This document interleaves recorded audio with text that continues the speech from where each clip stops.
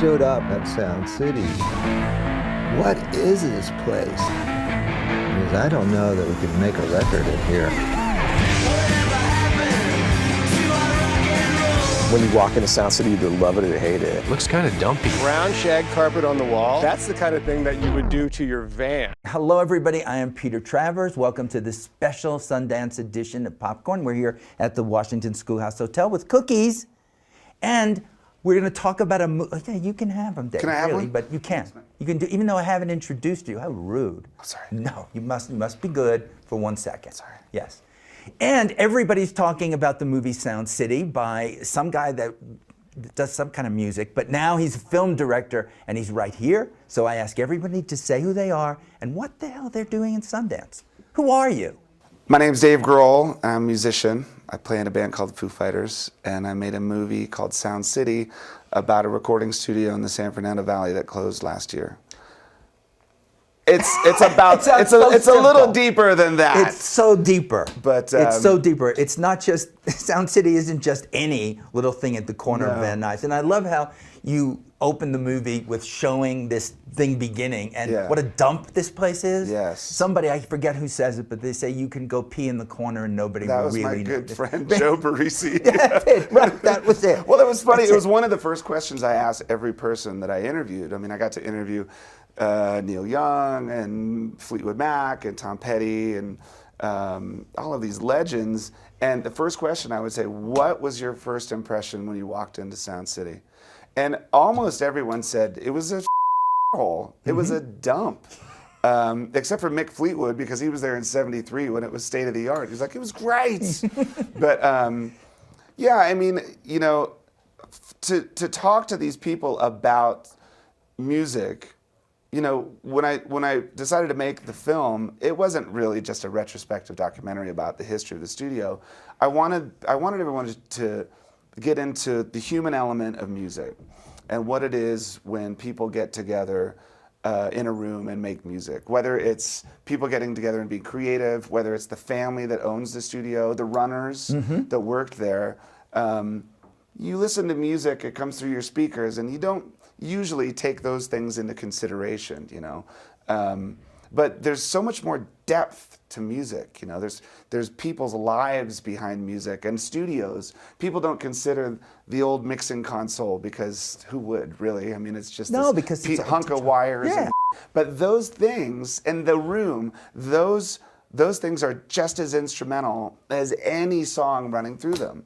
So if it weren't for that board, I don't know what Nirvana's Nevermind would have sounded like, and I might not be here today. So when the studio closed and they were selling the board and they decided to sell it to me, it was like one of the most important moments of my life, that I'm reunited with this piece of equipment that I believe is responsible for me being the person that I am now.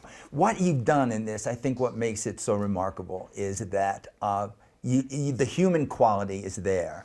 The family is in that studio, which somehow digs its DNA into this music that you're all making, that you're playing together. Now, you came to Sundance with your movie, but you and Foo Fighters also played. It was the gig is sort of an extension. You know, everything sort of happened in steps. The idea of making the film started out this big, and then it grew into something bigger. And because I was talking about there's certain things that I talked about specifically: feel, composition, performance, what it's like to communicate musically with someone. It's one thing to talk about it, but then at the end of the film, you know, we have these performances where I thought, okay, we should demonstrate what we're talking about so people can see.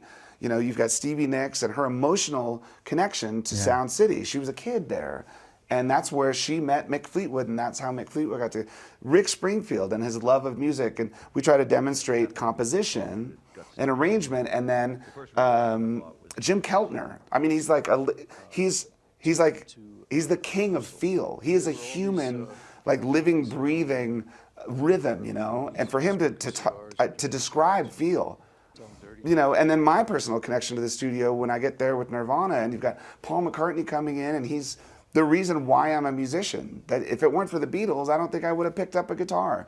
So all of these things to demonstrate them in the film to make a point of what we were saying earlier on, but then to take it to the stage. So now we've taken the studio and we've turned it into a movie, and now we'll take it on the road. And so an that album. And there's a record. It's everything. You've done it all. Yeah. This is your Citizen Kane. You started it. Oh my God. This is it. Thanks, Take that man. responsibility on yourself. Man. Believe me, it is.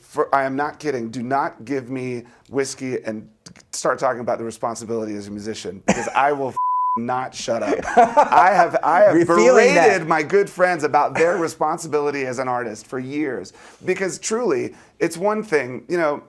I've been asked recently. I've said that I think this is the most important thing I've ever done as an artist. And I honestly believe that. And people are like, well, wait a minute, you were in Nirvana and you sold 1 billion records. Who cares how many records I've sold? The idea of trying to inspire people to do the same thing, to me, is so much bigger than that. Because as a musician, you make music and you write songs kind of in this selfish way. You write music because you want to be a great artist, or you want to be a great musician. Not because you want everyone else to be great musicians. So to me, the small cast and crew of this movie, in some way, we look at ourselves as missionaries, that we're really trying to spread a message of something real and something important, the human element of music, and to inspire kids, this next generation, to go to the yard sale and buy a guitar and start a band with your friend and get in the garage and sound like and then become the biggest band in the world. Because that's what happens. It happens that way. It can happen. It's the dream, Sure. but the work in it. You show the work that goes into doing that in this. But to go back to what you were saying about interviewing these people, you're one after another is coming in, you're talking to them all. Rick Springfield has a tremendously moving section of that movie about what's happening to him. But I want to talk about Neil Young specifically. Oh, yeah. This is the guy, well, because people will look at Sound City and say, is Dave Grohl, is he look at digital as basically Darth Vader?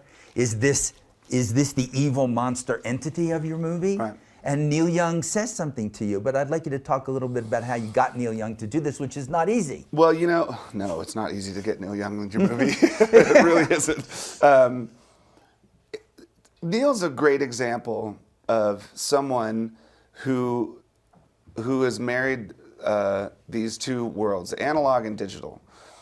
He's Neil Young, so what he represents to me is a real musical purity or truth. That dude, if he doesn't get it in the second take, then he's not even gonna play it. He's got a part in the movie where he talks about when you hit record, the idea isn't just to do what you've done 1,000 times, it's to get that magic that it happens the first time and you've never done it before, and it happens while you're rolling and you've never even thought of it, and it just comes out of you, and you get that on tape, and that's Crazy Horse. That's Neil Young, But at the same time, he knows more about technology and computers than most anyone else in the movie. He has his own company that he's starting called Pono, where he's talking about the transfer of analog music to digital, and he's a brilliant, brilliant dude. People don't see me on the street and go, oh my God, it's Dave Grohl. They go, what's up, Dave? And then my wife will say, do you know that guy? I'm like,